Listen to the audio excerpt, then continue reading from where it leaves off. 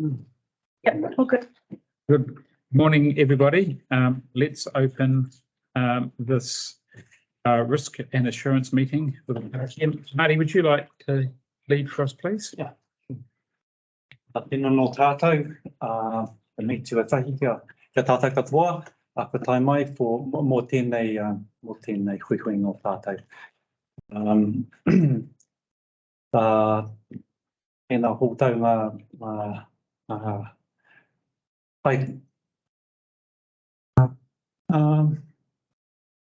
tūmaki o tēnei hapori, ko tai mai me tūmaki o te kaunihira Jeff me tō o kaimahi. Tēnā tātou. Karakia tātou, mai te pai maunga, raro ki te tai, mai te awatonga, raro ki te awaraki. Tēnei te hapori awhi ai e taratahi, whano, hara mai te toki, haungi e. Kia ora. Kia ora. Are there any apologies? No. Conflicts? Jerry Campbell? No, Marty? Oh, sorry. Okay. Yep. No. Okay. Fair enough. Yep. Conflicts of interest for items on the agenda? None. Public forum? None.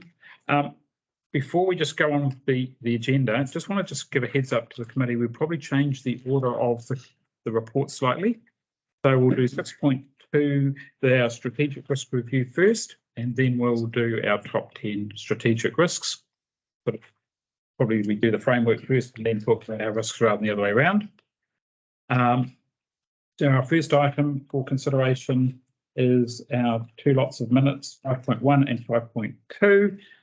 They are attached to the meeting on the 23rd of August. Can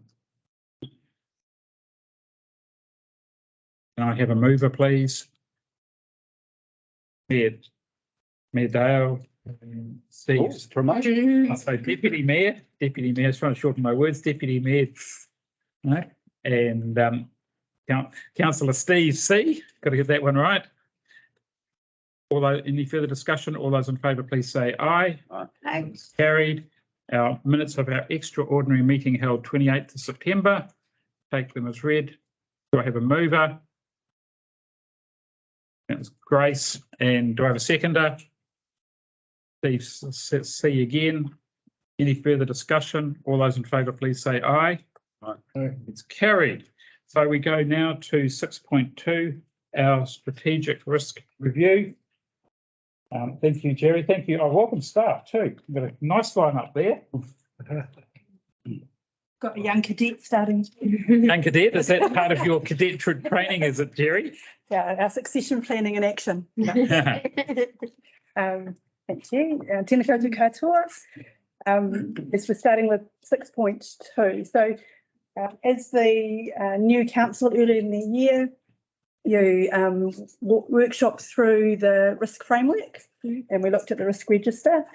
One of the suggestions around actually making this a live document for all of us, so governors and council staff, is really to look at those key strategic risks and bring those to you, one per meeting, with a deep dive of actually how are we using those mitigations, are the risks still real, what's changed. So we're wanting to make that a bit more real. We have 32 risks on the risk register. So by way of making sure that we are really addressing more, enabling you to review those that are critical, so across particularly the organisation, is a suggestion that we focus on a number of top ones, whether that's top 10 is a suggestion, but entirely for your discussion and consideration what those might look like. We've recommended some that seem to sit already at that level, but certainly open for your discussion and consideration as to what you'd like and whether indeed 10 is a number that you'd like to have. I'll just point out, just on the, you might have noticed on the risk framework itself, as a draft watermark, because we have actually adopted that framework. That's about it from me. Okay. Any questions of Gary? Yes, I'm just trying to find these. Thank you, Jerry. Couple of questions. The question including a strategic risk relating for iwi and hapu relationships. You said it's been recommended by risk experts and other councils. I was just wondering what had been recommended. Some previous risk forum that I've attended, particularly, was included in a number of council risk, strategic risks, so around strategic relationships, including Māori relationships. That may be something that the committee want to consider including in the strategic risk. What are the reasons for that recommendation? Alongside, particularly, I guess we're sitting in that maybe uncomfortable position of change of government, but certainly in the previous government and in the local government reviews, we've had some direction that, particularly those relationships and the way council will be working in the future could well head and have more involvement and participation with Māori. Also, and I think there are obligations on council under a lot of pre-settlement legislation and also under some of the just the parliamentary legislation, obligations on council to consult and engage, particularly iwi and mana whenua on specific issues, whether they relate to the environment or planning activities. So we do have obligations on council that we are required to fulfil, and if we are unable to fulfil those obligations, then that does create a risk to our framework and a potential judicial challenge. We've gone through a planning process. Okay, thank you. Another question, so I wasn't in attendance at the workshop and talking about the framework and the register. So the column that's labelled mitigation, is everything in that column in place and working well? I guess that, Because some of them look like they're going to happen. And if they are, when will they happen? so they are a mitigation of what may or may not be in place. So these are our recommendations that we believe will contribute to the reduction of the risk. In most cases, they are certainly in place. Obviously, some of them are subject to fluctuation in terms of staffing. So you can see we've got a reputational damage as the appointment of a media liaison advisor. Mm-hmm. So obviously we've now got dedicated staff in place for that. And I think that's where the committee have headed in terms of us doing this deep dive, is really to run through the mitigations, as you'll see in the next paper, to make sure what is the current state of where that mitigation is at. That's what we'd really like to be doing. Some are very recent, so the data management in terms of IT. So we recently, it's almost last year now, had a deep dive into our cybersecurity going. So that has been reviewed very recently.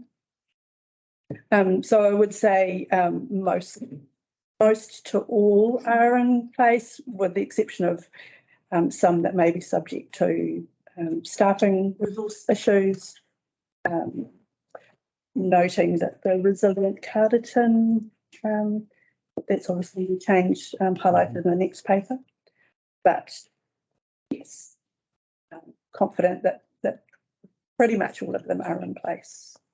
But happy to, really quite keen to be doing a deep dive into them as the opportunity presents, just to check through with our staff. When we get on to talk about the next paper, doing the exercise itself in terms of bringing it to committee allows us to actually go and make sure that we're doing everything we need to. So given that some of those mitigating actions aren't in place, does that change the risk score? I haven't been through each one to check whether they are in place or aren't in place as yet, and that'll be part of us doing a deep dive. But depending on what the mitigation would be would depend on the score. Yeah. Finally, I mean, from just reading it, it looks like it's pretty appropriate, but I was just wondering if any of them are affected by those not being in place. I think Because I thought I thought the mitigation actions would really be in place in there as well, and that would be included, and the mitigated risk score would be what the current risk is. Yeah.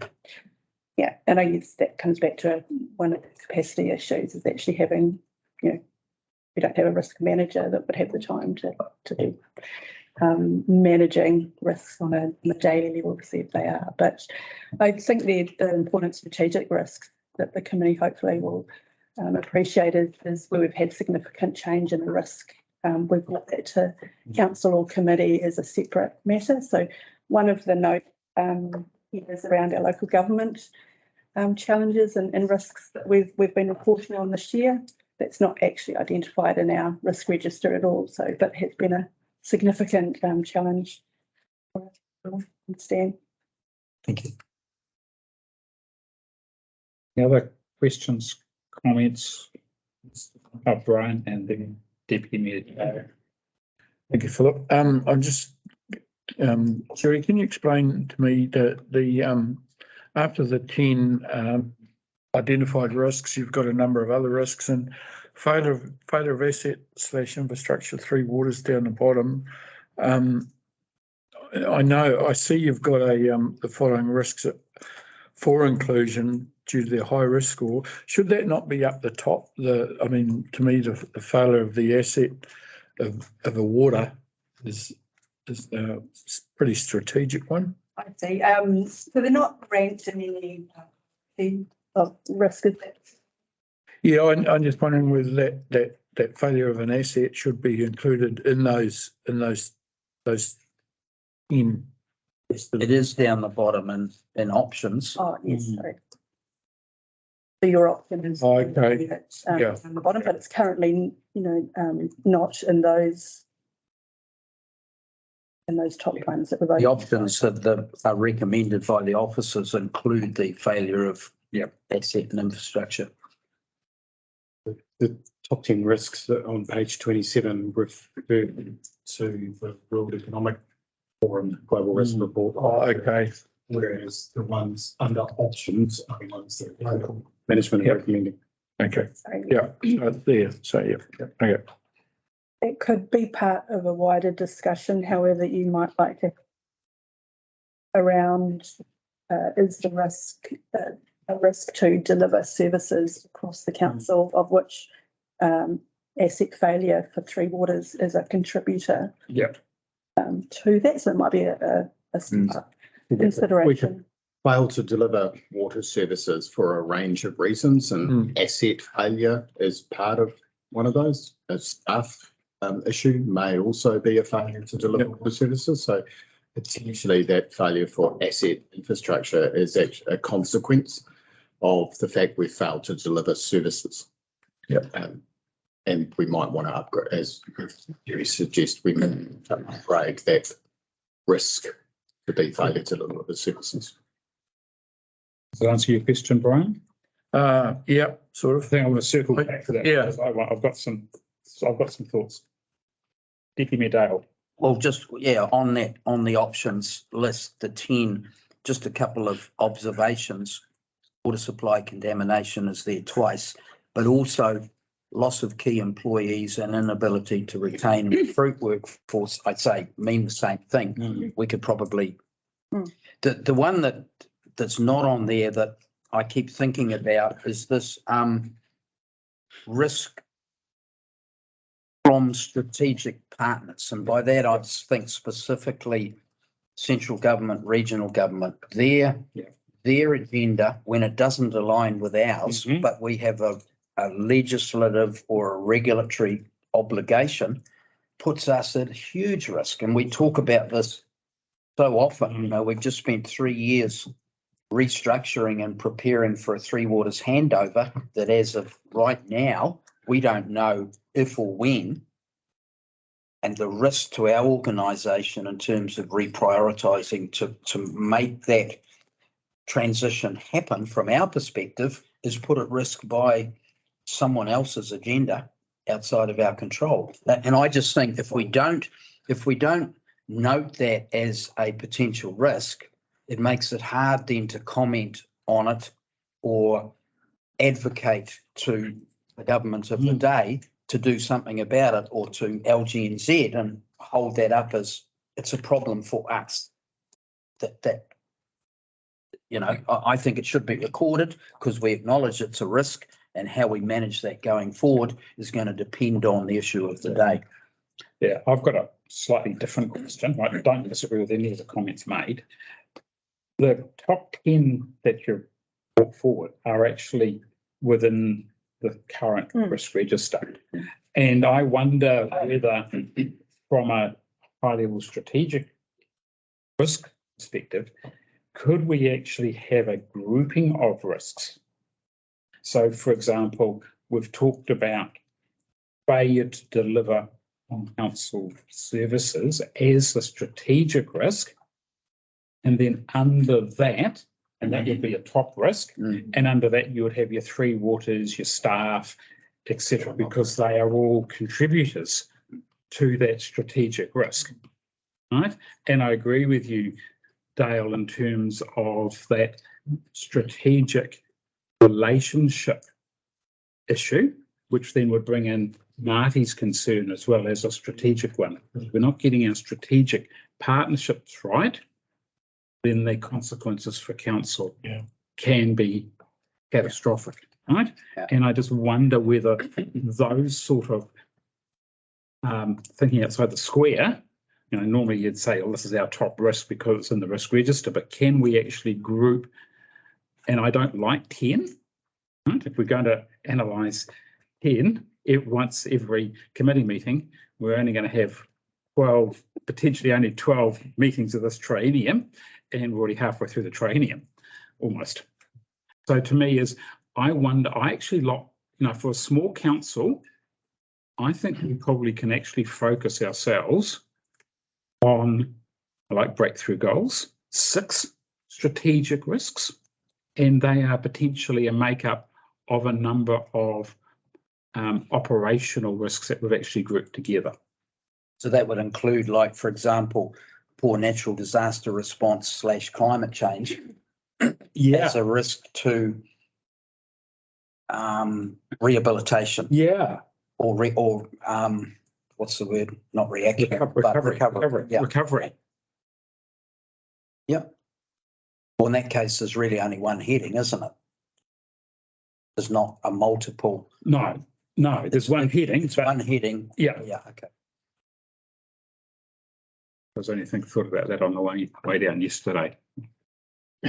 Is that something that sort of resonates with the committee? So in terms of the recommendation, which is where we go to, Yes. because we don't want to be doing this stuff on the fly. No. At the moment, the recommendation is those 10, or it's the or that we're starting to talk about. That's right. So that needs to be tight and palatable to the full council. Correct. Yeah. So it's a recommendation to council. Yeah. That this committee has considered the risks, and we believe that these are the strategic risks. Now, the advantage of that enables, when we do those deep dives, because we only do the deep dives on our strategic ones, enables us to actually consider emerging risks within those categories as well. Because that's the bit that keeps me awake at night. Risk is, we've got our 32, but what's the stuff you've already talked about that's not in our risk register? This is the bit that keeps me awake at night. It's what is the stuff that we should know about that we don't know? So that gives the flexibility to add or subtract as a living document underneath those strategic risks. Cool. So it's about getting the wording right of that top 6. The top, well, I just took a number. It could be 5, it could be 8, right? Marty, you had a comment? Yeah. So I think it's more than just the risk of failure in delivery of services. It's also about the right services. Oh, yeah. And are we looking forward enough for what is going to change in the future? Yep. And that's where the climate change comes into that as well. But climate change is not just about the flooding and the drought and the blah blah blah, but it's also The operation of things like the central government mechanism, the ETS, and the increase in prices that will bring, doubling by 2030 and quadrupling by 2050, and that will have a big increase on lots of our activity. But it's also going to change the behaviour, the activity, and therefore the demands for services from the community. Take roading, for example. Fuel goes up, if it does, quadruples or whatever. People are going to be doing different things. They're going to be driving, they're going to be walking or cycling or something. Are our roads the right standard, the right place, the right, there should be more footpaths, should be more whatever, but different kinds of levels of service as a result of other things happening, and not just the weather. Yep. Oh, So we're right to call it a strategic risk because it's sort of thinking out ahead, and but it has the feel of being quite static. The risks as they're expressed at the moment, because it's sort of been need to be flexible to changes in those risks over time, and so therefore a bit more Failure forecasting.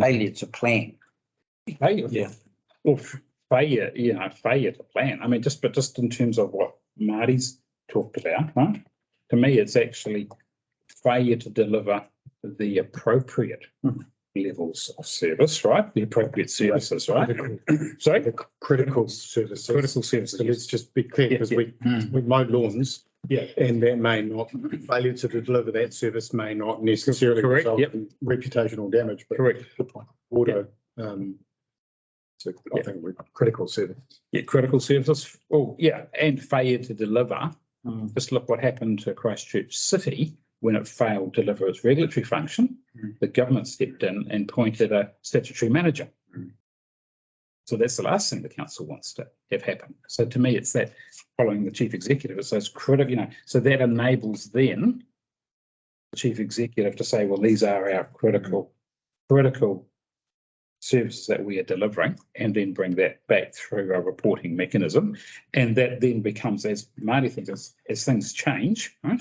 And we don't know what the mitigations of climate change is going to be. I know we've talked about roading, but the number of EVs on the road, what does that actually mean?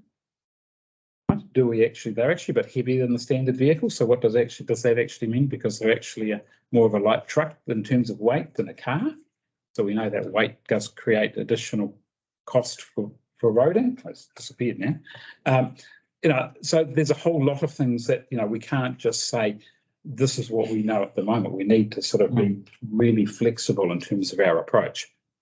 Yeah, and I think just following on from Marty, if I've got it right, Marty, it's really a step beyond mitigating climate change, but trying to proactively plan for the reality of, rather than trying to reset back to BAU. Yes. To accept the fact that BAU going forward contains a different dynamic. Yep.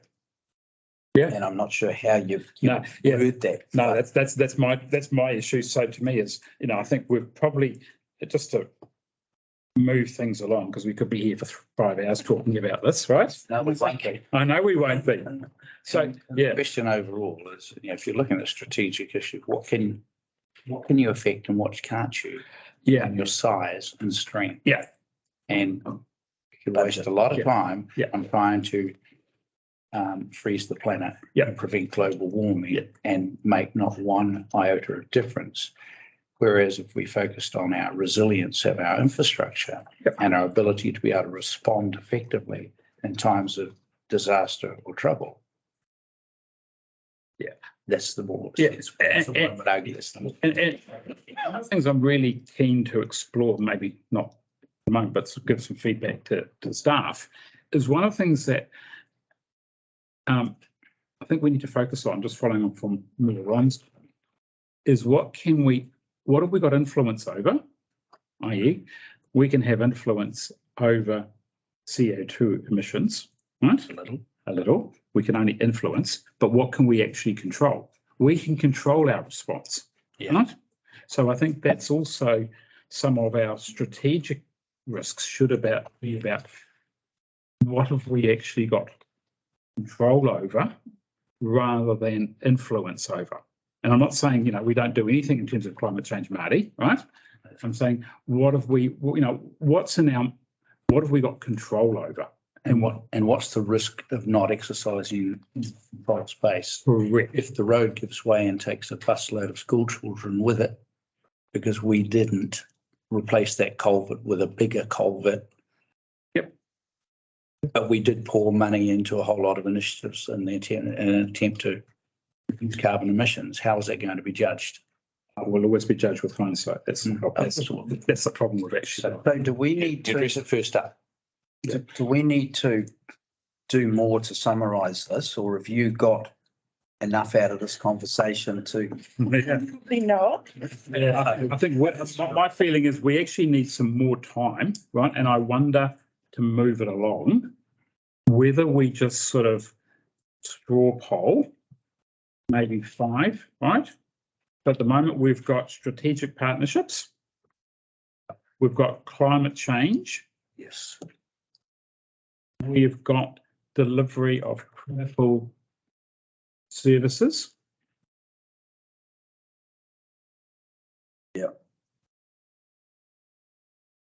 Services, does that include the staff, loss of employees, all of that? That's it. Yeah. Yeah. Yep.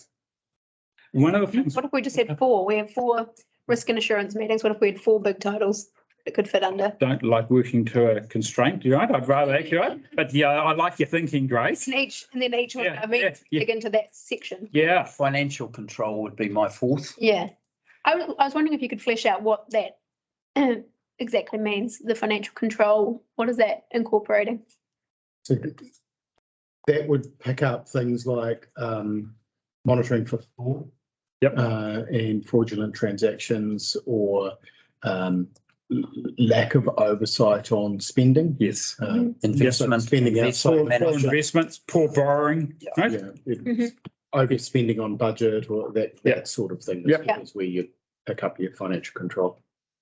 And to me, that's the other one that I'm really keen to see, right? Because it should be a focus. And I know we've talked about failure to deliver, but one of the things we've actually got quite a high threshold is health and safety, right? I know it's not, right? But to me, if we fail to look after our staff and our community in terms of our responsibilities, there are serious consequences on this council, right? This guy goes to jail, right? You don't. No, we don't. No. Oh, well, that's not a problem then. That's a serious risk, right? But not only that, if he goes to jail, the council's probably likely to get a fine into the millions of dollars. So that, to me, so maybe, Jerry, with those, are there anything that's got significant consequences that helps us form our strategic risks as well? So we've got our groupings of our strategic risks, and then we may have 1 or 2. Well, if health and safety was the 5th, you got strategic partnerships, climate change, delivery of services, financial control. If health and safety was the 5th, that gives the latitude then to drop down on health and safety, to pull in those risks that have been identified to fall under that. As long as we've got the heading in terms of this report, that's sufficient without necessarily that level of detail, which can come later, can it not? Absolutely. Okay. Yeah. And we're saying delivery of critical services. Critical services. Critical services. Yeah. So, not all. Jeff, did you want to comment? I just wondering whether or not you wish to expand the health and safety to health, safety and wellbeing. Sorry, thank you. Yes. Yeah. Yep. Totally. Yep. Because that's what the Act. Yeah, absolutely. Yep. We can frame that up for you and bring it back, and then we can test and see how it. I like the idea of testing. Right? Let's now then, if the committee are all happy, I haven't heard from the Steves, right? I'm not pointing to anyone in particular, right? Are you comfortable with where we're going, Steve? Yeah, I think, and so the health, safety and wellbeing is a big one, isn't it? Yeah. Yeah. Can I I'm just asking, the other Steve's got any comments? No, I'm comfortable with the. Okay. What's being talked through. Yeah. All right. How far are you are we extrapolating it by saying wellbeing? Which bits of the wellbeing are we talking about? Are we talking spiritual wellbeing? Are we talking social wellbeing? Well, How, we've got to be, I'd like, Yeah. yes, the definition of that term worries me. so the wellbeing that impacts on our staff.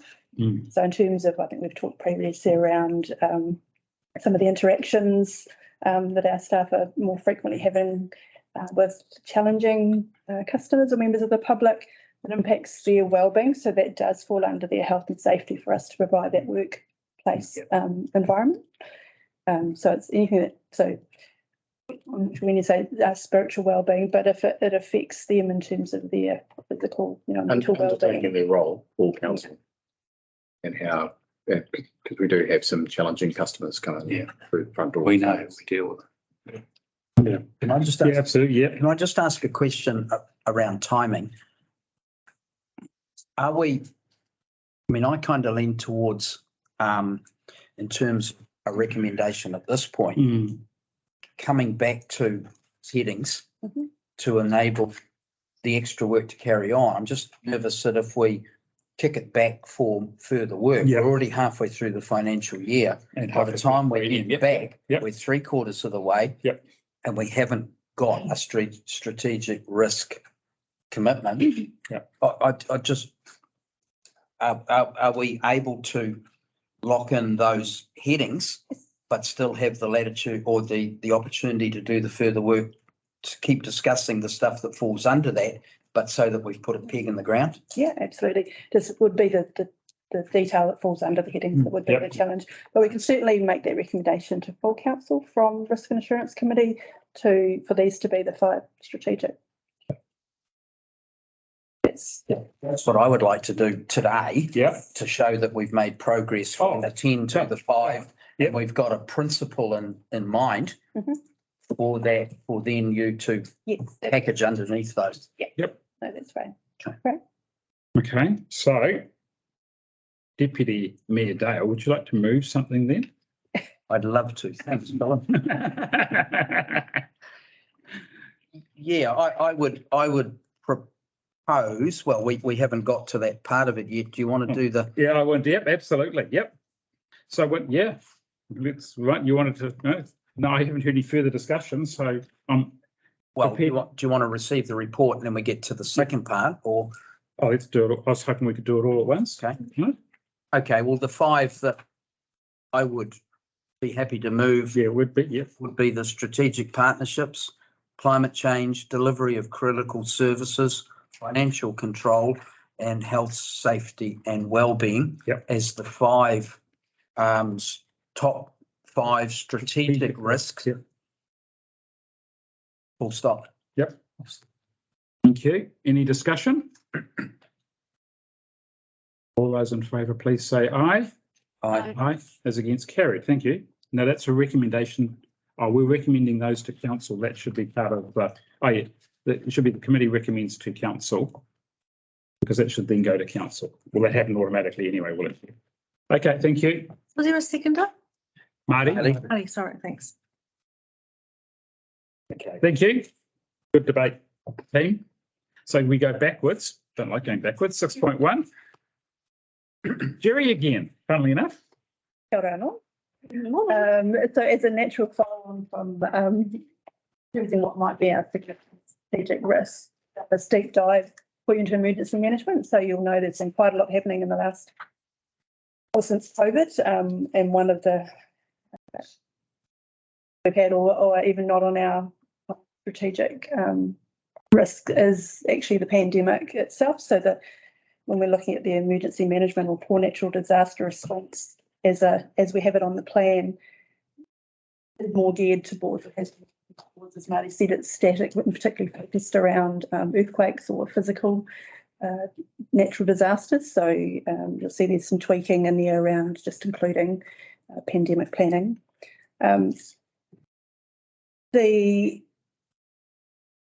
highlighted the leadership and support of REMO and the emergency management functions that we have. Absolutely critical to the work we do, and certainly have outstanding value for money in that space in terms of if we were to employ our resource. Just acknowledging Jane Mills, who's one of our Wairarapa REMO emergency management Wairarapa, who is sat in the resilience and recovery space and now has moved into the readiness and response space. Yeah, so that relationship is really important in that ongoing work.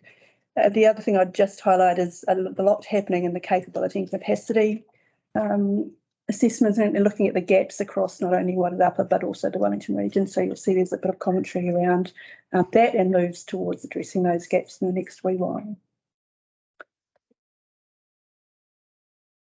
Questions?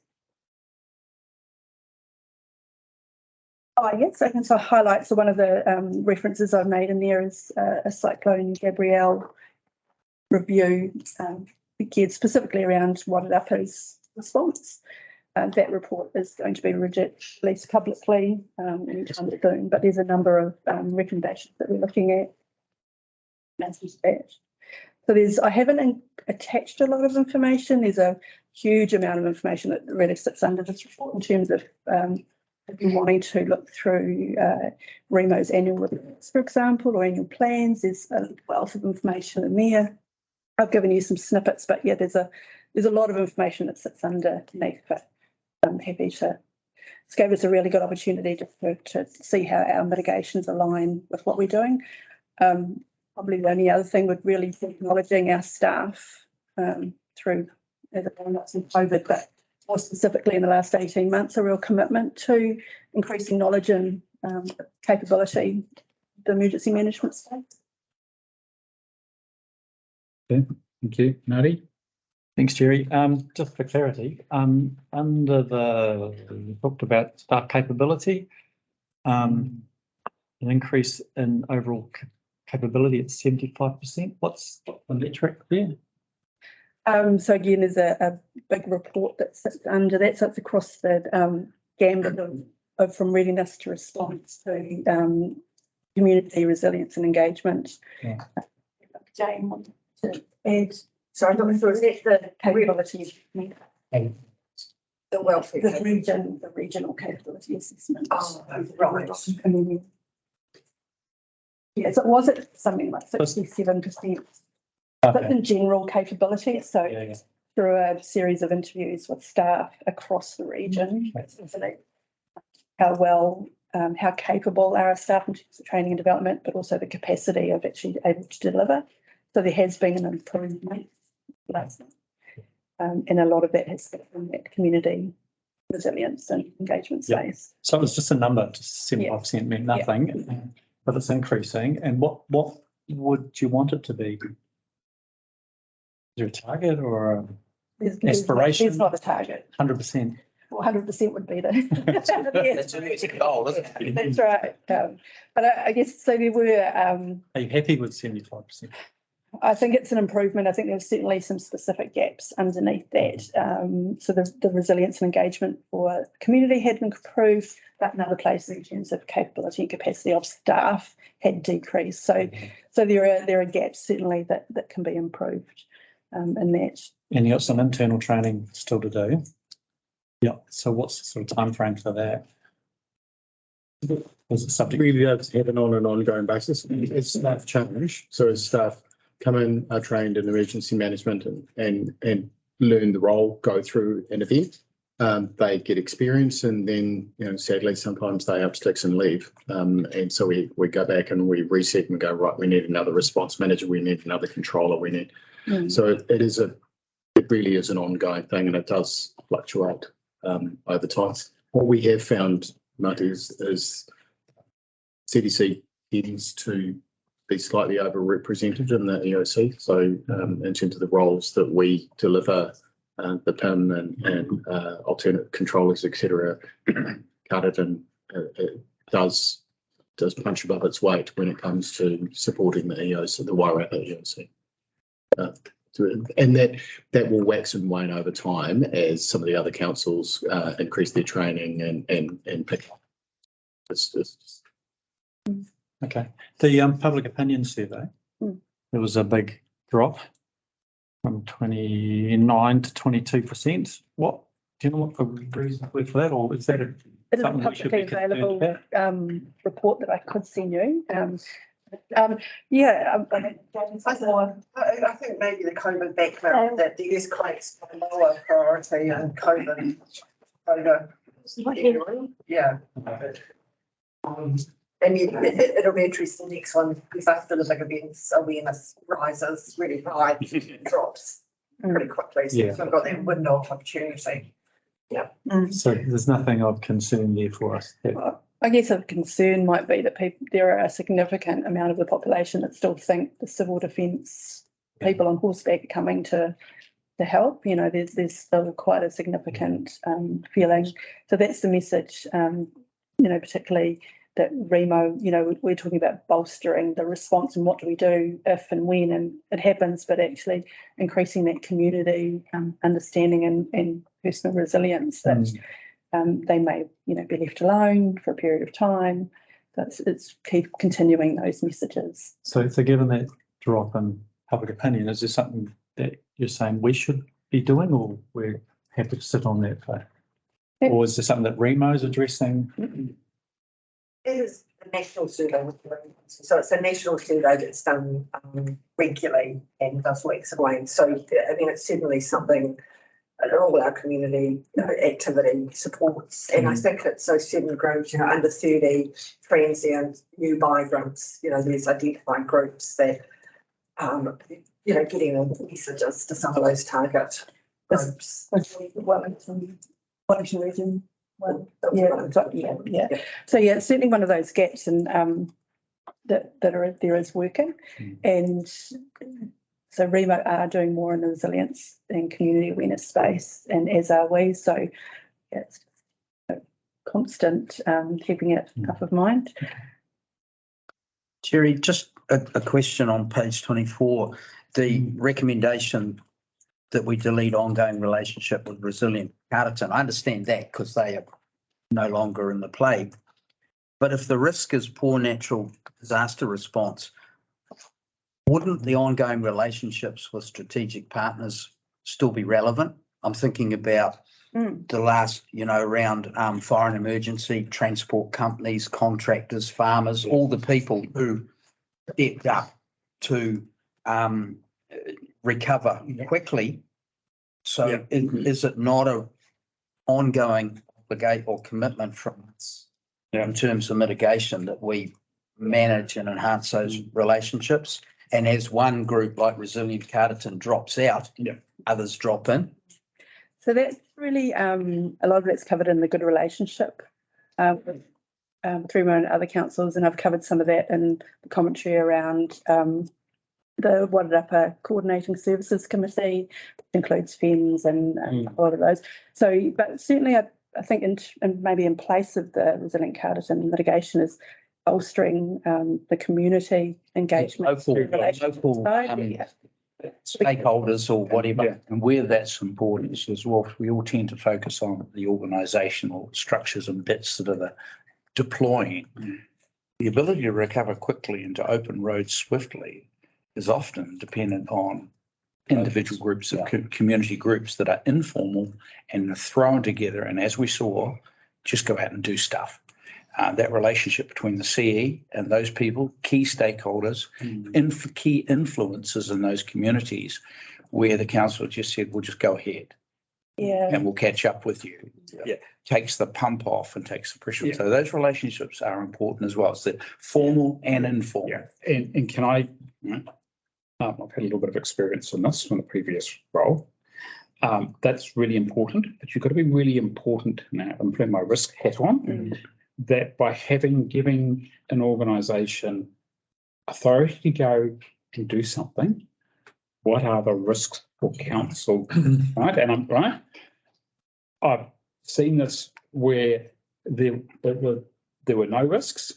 Okay, yep, we got on, delivered, bang, no problem.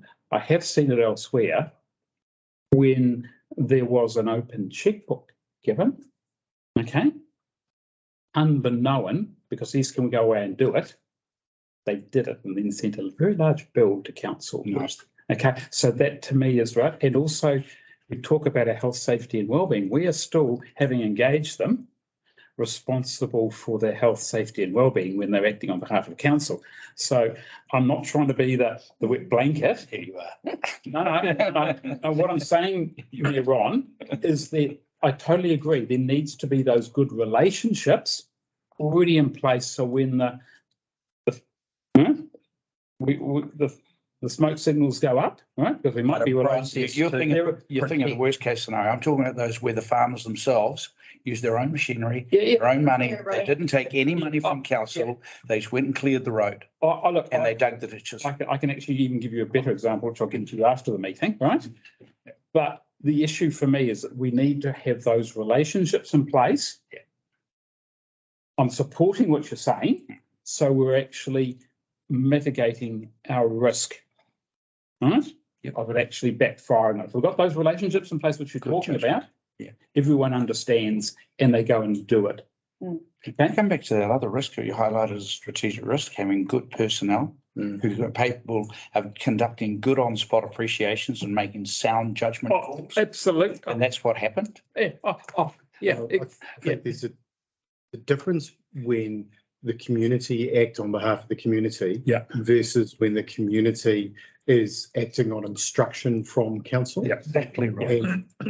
And I know, for example, when an emergency is declared, there is a whole lot of legislation that is bypassed because it's a declaration of emergency, and so we can get on and do things that you would normally otherwise maybe need a consent for. But I think going back to the issue here, I think the ongoing relationship with Resilient Carterton, we could possibly, a couple of bullet points up, there's a good relationship with Remo and other councils. We could possibly extend that to include the community at large, because you're absolutely right. The community at large will just get on and clear the tree or farming army. But and then that doesn't necessarily mean that they are acting on instruction from council. Therefore, our liability is. But we need to be clear, right? But also, I think just further on from that comment on page 24, you talk about tangata whenua, right? And I know what happened in both what and in Karakia. The local marae stepped up dramatically, and they then were actually a key welfare agency in looking after people. The people in Karakia, right? There was no formal, right? They just did it. Whereas in Wairau, there was a formal relationship for that to happen. I wonder whether that needs to be brought into that relationship, because the marae, when they have a large event, they can actually cater, providing they've got the food, can cater for large volumes of catering, which I was there in the marae at Karakia. Yeah, exactly. Right. You're speaking from personal. It was all done locally. Yeah, exactly. No assistance. Yeah, exactly. But it's having those relationships. That's where people got a shunt and were told you need to have the systems to be able to lean in, because it wasn't just about those in the township, it was all the tourists who were stuck. Oh, yeah, absolutely. Oh, yeah. And couldn't get out. Yeah. And that could quite actually happen here. What happens if we lose the Mount Bruce Bridge and the Rumataka Hill goes down? How do you get out? Life improves dramatically. Thank you for that. You can't get anything in either, right? One up at EOC and Remo have been moving a lot into the engagement stage with Māori and with the establishment of Māori roles within the EOC. Yeah, cool. But you'll also see it in the new legislation through the Joint Committee, the emergency management legislation. It's certainly more inclusive in terms of participation and involvement at planning stages. So not just when the balloon goes up, hey, can we come and stay at the marae? Actually, they're involved in the planning and the development of those plans. Yeah, that's what I was referring to. And that's why it's of interest to councils. It's in council's own interests where some marae are suffering with infrastructure issues. to lean in with assistance and support. Yep. If a Mariah is going to become a base for a whole bunch of displaced people, leaning off their water supply, leaning on their accommodation, leaning on their bedding, then it is in the greater interest of the wider community through the council to support that so that the facilities are there when they are needed. Jane, maybe I'll So just to reiterate, certainly it's a weird, we're very keen to connect. We've got a particular project around Marae emergency planning, supporting Marae. My colleague Vivian Brunner sort of started that ball rolling, and we actually did happen to meet as Kahanuna board Monday night. So you know, we've had those engagements historically as well, but we're having a big move and refresh. So keen to build, and Marae's, you know, been a key support in many events. Sounds cool. BBC. Thank you, Philip. Jeff, I just want to touch on something that you mentioned before, just about the possible over-representation by our council. And it's actually touched on in this report further up that there was CDC at a recent, well, I don't know if it's recent, exercise that was undertaken, was over-represented, or we were half of the representatives there. How do you include that in this when the risk is poor natural disaster response? How do we include in there that I feel there's a risk for council that we have a over-representation because of other councils' lack of representation, which weakens our ability to do BAU? And that's a really good question. And sometimes it's down to us, and sometimes it's actually more a requirement on the other councils to train staff. And as I said, you know, we do have staff that are trained that suddenly leave the role and now no longer can step up. Perhaps just to clarify, so that was an exercise on the day, so it's not representative of all EOC staffing at any one time.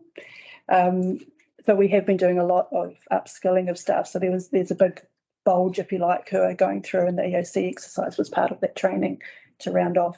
But it does also build our capacity internally for staff to undertake that training or be involved in those exercises with the EOC. So it does increase the confidence and internal capability for our own disaster. So we won't have half our staff, for example, working in the EOC if that should be activated. No, but are the other two councils stepping up with this, and they're actually? Jane could probably talk to you. Yeah, so I think those numbers do wax and wane. We have 2 exercises a year. Not wanting to diminish Cardinal, but we've got an intermediate training, 14 people the other day. There was no Cardinal staff on it. So I haven't got the figures out of the 75 people on the list, which I can easily email Jerry with figures. Ray Wellington is a partner as well. In the wider upper. And that could be part of our challenge because out of those 75, I don't think there would be 20 Carteret staff on our EOC list.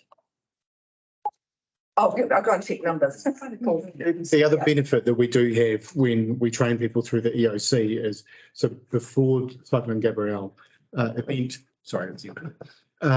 we stood up what's referred to as our incident management team. So council's incident management team was already running an event, and that's where we were issuing sandbags and allowing people to come in and, you know, helping with the Carterton expectations of what that event would have on our community. So having EOC training and particular roles also helps the team when we're just dealing with an event that doesn't step up to EOC. So I think it's a huge benefit to us to be overrepresented because it does benefit our community in a lot of different ways. It does also put pressure on us as an organisation when those the EOC roles continue on for a long period of time, and our recovery in this space took a long period of time, and it did take, you know, our team out for a long months afterwards dealing with the recovery and the response from Cyclone Gabrielle. So it is a burden on us, but it's also a benefit. Okay, we'll thresh this. Sorry, Marty. Yeah, thank you. Question to Jeff. So we might have been overrepresented on this particular point in time and this particular activity, but sort of overall, there must be swings and roundabouts between the three councils and between different activities and over time satisfied that that sort of balance is okay. Looking at it sort of big picture, you know, we're one team for Wairarapa, and there'll be times when we punch above our weight, as you said, and there'll be other times when we let the others take that lead. Yes, I'm pretty satisfied with how it operates. Obviously, I'd like some of the other councils to step up faster and sooner and all of that kind of thing, but and potentially have their own incident management teams that are operating at a council level rather than just activating the OC. But I think the important thing is the after action review that came out from Cyclone Gabrielle addresses a whole lot of issues and identifies some recommendations, and our plan is to implement those recommendations from the after action review as a learning from this event, and yeah. It's all we can. It's the best thing we can. And that's why my question is really about not just in disaster management and recovery activity, but across all the services that the councils provide. There'll be times when we'll be working with others, and sometimes we do more than our share, and sometimes we with others too. Yeah, we're happy that there's a balance overall. The combined district plan is a classic example. We're working across all the councils for a single Wairarapa outcome. Emergency operations is another example. I think we get a lot of benefit from being together as one. All right. Any further discussion? My experience in this in a previous life was I was part of an organisation where our neighbours were 2/3. So this were a third of the total, right? We provided 50% of the resource. And that just shows you that we thought we were a better organisation. Okay. You're scrum at all, were you? No, not at all. Right. Okay. All right. So we've got two recommendations on page 25. I'm happy to move. Do I have a seconder? Thank you, Steve C. Any further discussion? All those in favour, please say aye. Carried. Our next item, don't run away. Very health, safety and wellbeing update. So we've had three regular reports that we bring to you, three focus areas. This time around recruitment and training and staff training and wellbeing, particularly, aside from the BAU activities that we do. In terms of recruitment, really happy to see the quality of applicants that we've had, in particularly hard to fill areas.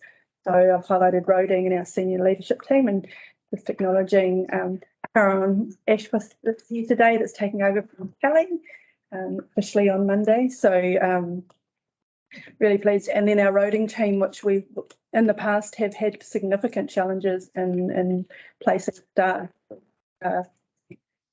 Early December, we'll have 3 new staff on board, all who are very qualified and capable. So that's really encouraging, and we've just got the 1 vacancy at the moment, so that's really great.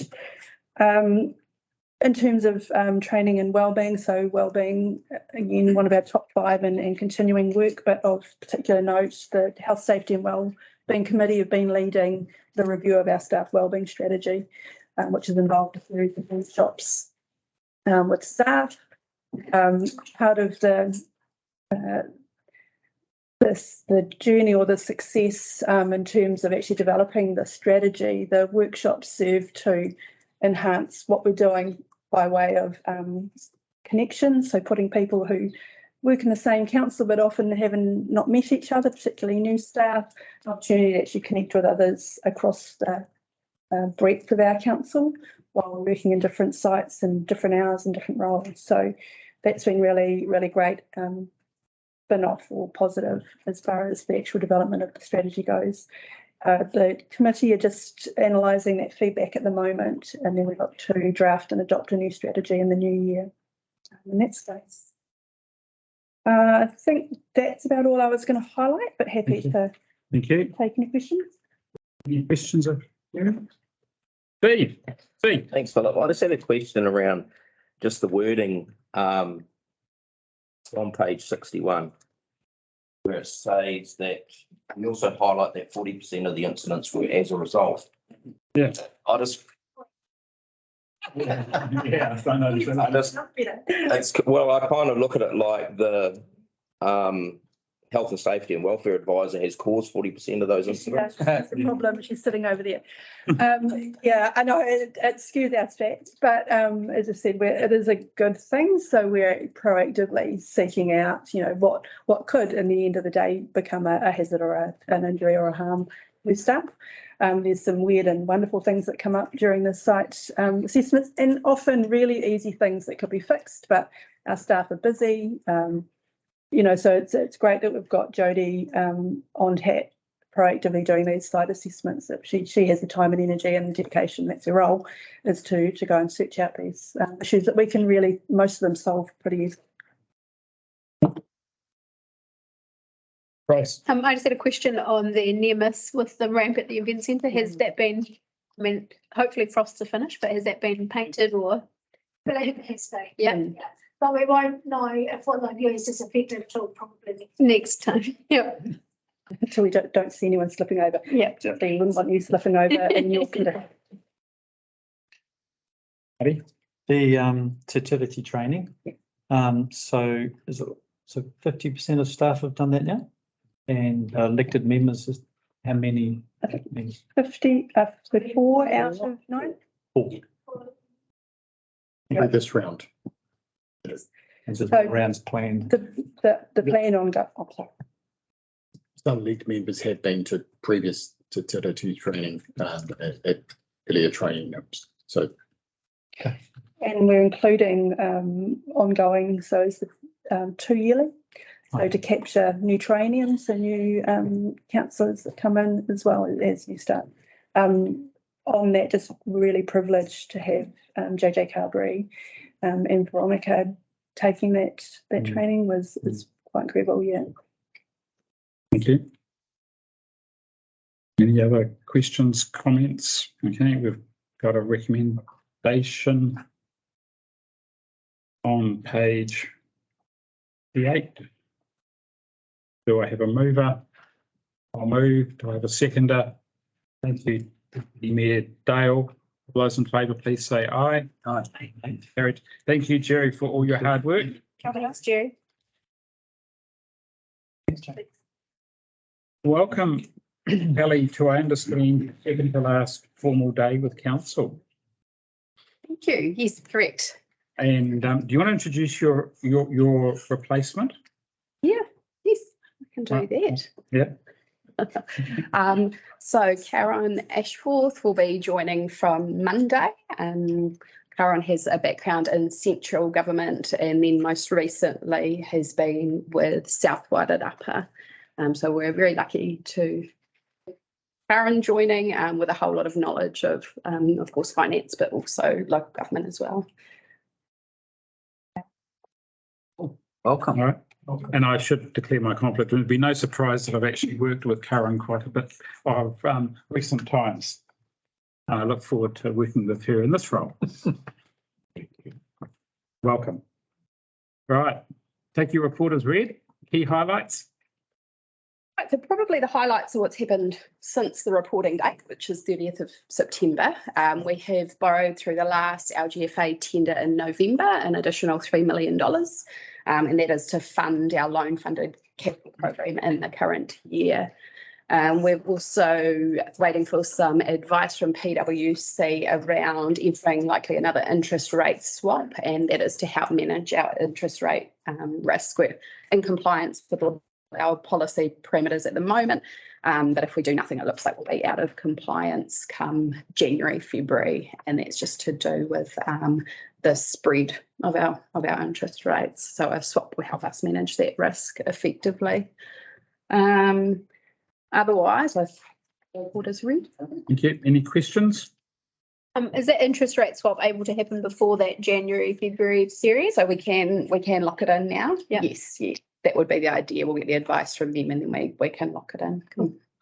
And so that's going to be really technical here. So it's a forward start swap. Yes. Yeah. Okay.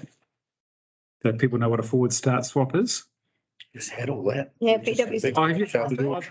Oh, okay. All left with closed eyes. So all experts. Excellent. More than you did before.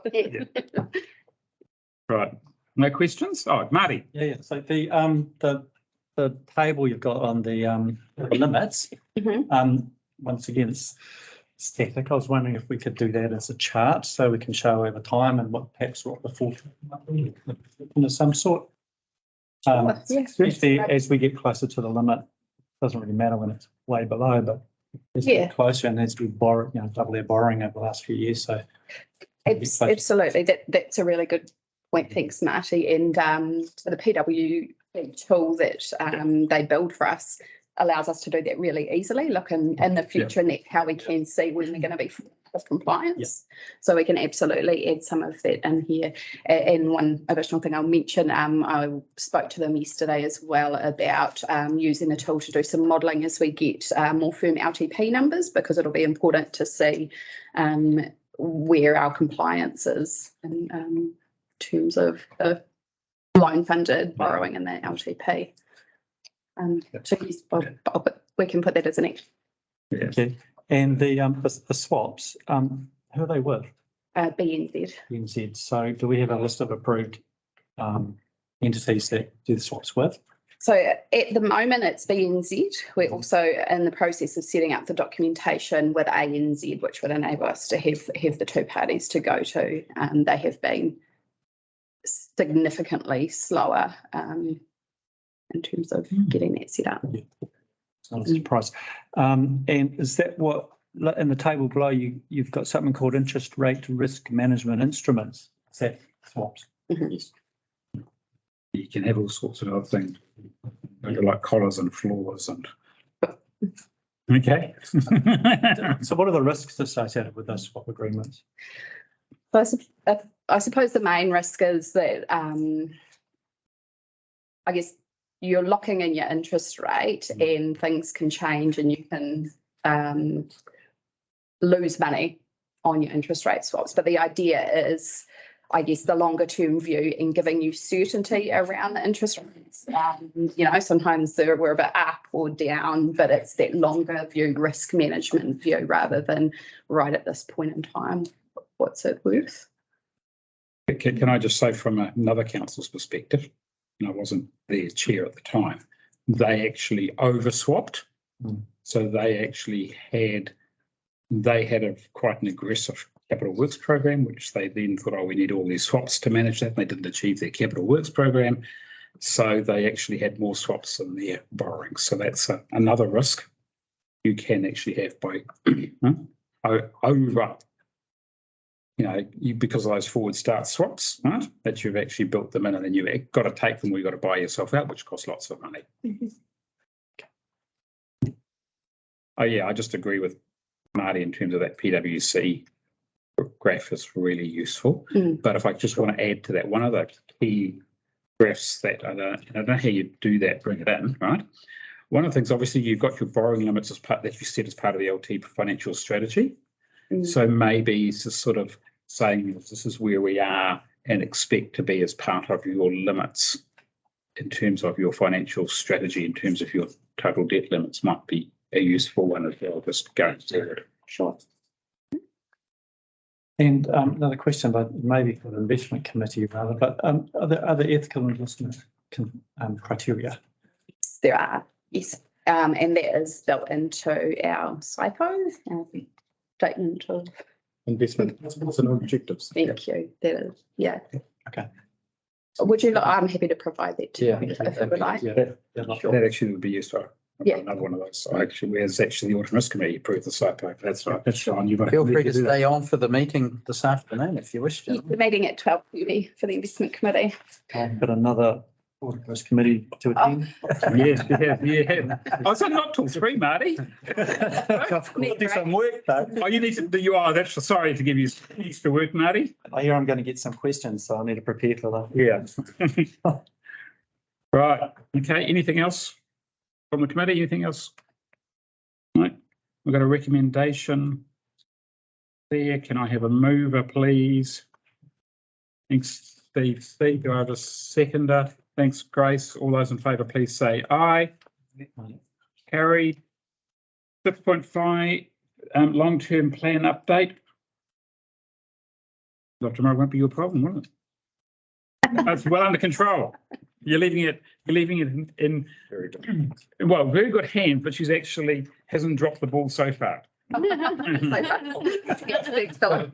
this so far. Well, she's only got a day to do it. Yeah. For another day. It's a compliment, Kelly. Thank you. You haven't dropped the ball. Sure. Sneak something in there. Yeah. Sure. So this report has also been to, I think it's the May risk and assurance meeting. So I have put in red font where there is a couple of key updates. So the focus is on where the risks are around the LTP project. Most notably, there's been change in government. So that has impacted our plans for including Three Waters related activities in our full long-term plan, rather than just the first 2 years. We had already prepared asset management plans for 30 years. So we had the information available. So that's not an issue in itself. We have the information to put into our modelling. And then if needed, we could pull it out if things didn't change. Hence the importance of having that in the strategic risk framework. That first paragraph says it all, doesn't it? Absolutely. Yep. I don't know why audit doesn't pick up on that and push back. It's half of all of local government in New Zealand, just how compromising central government's processes are to local government. Can I be cynical here? Be I don't. anything you want. I don't actually care. It's a shame. Given that the spotlight is always on local government for being held to account and strict scrutiny and transparency and all that, yet central government doesn't apply a similar lens to itself, but their action or inaction can have such a detrimental effect on ratepayers, which is what we have to sit around this table for. Like we sat on the other side of the table, I also have to say that my local government has to own its poor representation. And it doesn't do a particularly strong job of representing its case to ministers in the way that it could.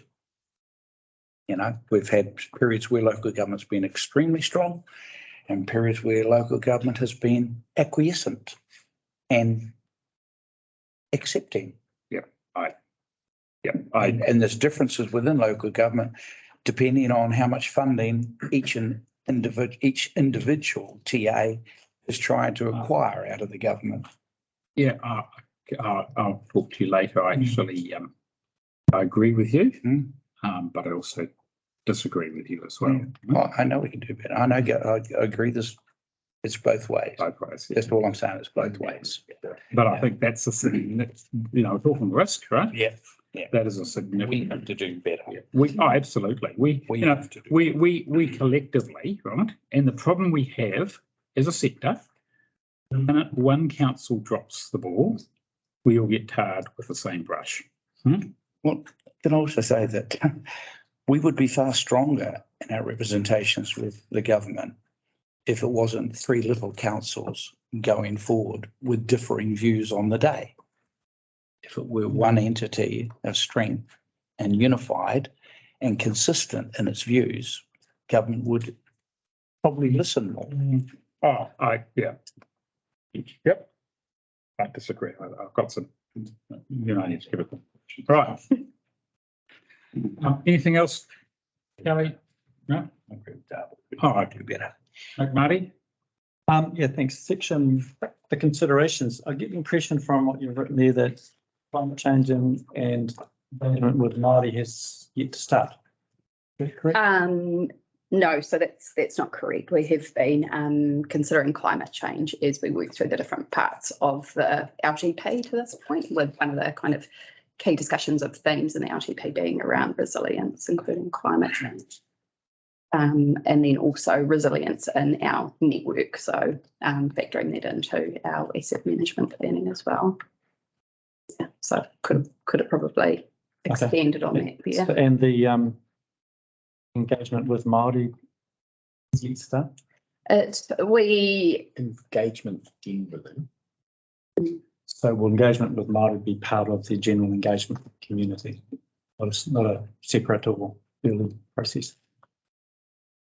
So there's two processes that we're running at the same time. So there's an LTP process, which is this paper is talking about, and then there's representation review that is also occurring, and we've also got it. So part of this LTP process, we're doing a rating review. Yeah. And so I speak to the Marae trustees about that at this stage at the meeting, but we haven't undertaken specific engagement with regards to the rating review at this stage. A lot of Marae land is reserved, so it's not rated, so it's not particularly relevant. You know, I was actually asking about LTP. yeah, Yeah. no, not formal Not at this stage, consultation, okay. no. Okay. Or engagement. Engagement. Yeah. Okay. Any other questions? Just to add to that, Marty, so we have reached out to ask around the engagement with the LTP and how they would like to be engaged. So just in that process, so I call stay in that space. So we are looking at some specific engagement as part of the general consultation engagement. So whether that looks like a Marae opportunity there, so just conversations about that. Thanks, Jerry. Any other questions? I've got one. Audit engagement letter for the LTP? No, No, not yet. no. When are we expecting that? Careful what you wish for. Well, Yeah. are they committing to dates? That's my, So I have had a conversation around dates, particularly for the audit of the consultation and supporting documents, so to make sure those are aligned. But we haven't spoken about the audit engagement letter or the date for the final audit, which would be around end of May. So what about the review of APs by Audit New Zealand? We would hate to get a black UP as that. Yeah. Yeah. I have seen it happen in a previous life. Right. I'm not Allocated by the role of the EIA this time on the AMPs? Unlikely. Yeah. We've prepared our AMPs on the basis that we usually would and what we're planning to do, not an unconstrained AMP. It's a realistic AMP with what we want to do. And our AMPs, I guess, passed last LTP, and from there we have improved them. So I wouldn't foresee any issues, but I haven't specifically discussed with audit around the timing of that or whether there's any implications with DIA. Okay. All right. Thank you. Further questions being none, do I have a mover for the recommendation? Thank you, Mayor. Deputy Mayor Dale, seconded Marty.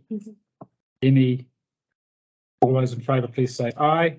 Aye. Carried. 6. Proposed audit dates and work programme. Thank you. So this is the paper we bring to the committee once a year to set the plan for the following calendar year. It gives us a bit of kind of certainty around the program, but we also, of course, this flexibility to add additional items as needed or shift things if the timing doesn't quite work. One I will mention there, the timing with the dates of the meetings never quite works out perfectly for the timing for the draft annual report. So saying that this year we would likely add an additional extraordinary meeting for the committee to review the draft annual report in around September. Otherwise, I'll take the report as read. Thank you. Any questions? Was that a question? Sorry, it's a comment. Comment? Oh, questions and comment, Marty? Thanks. If we go back to page 40 on the framework, and we talk about reporting and monitoring and so forth, but also about testing, and we don't see much about what testing's being done on the controls.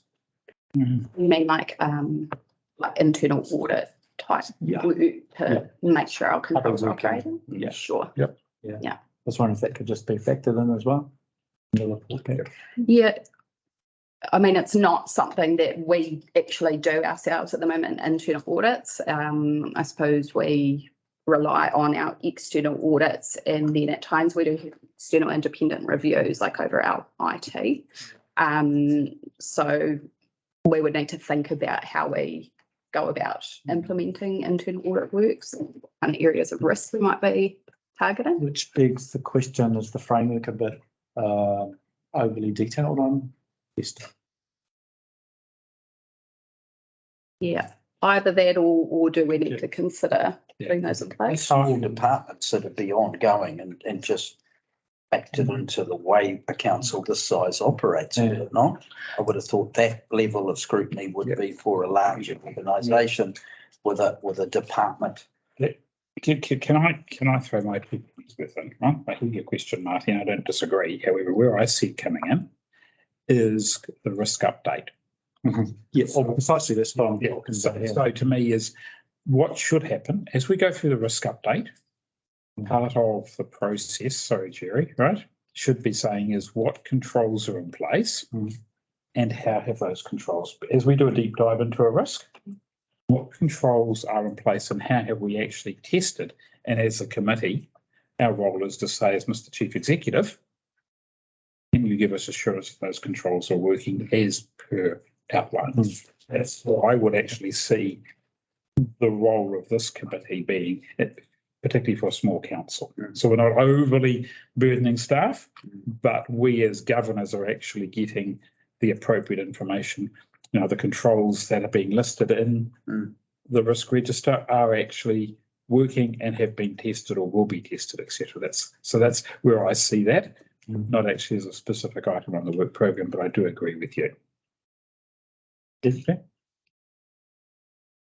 So is the previous statements don't align with this? Is that what you're meaning? Well, we've got a risk framework. Yeah.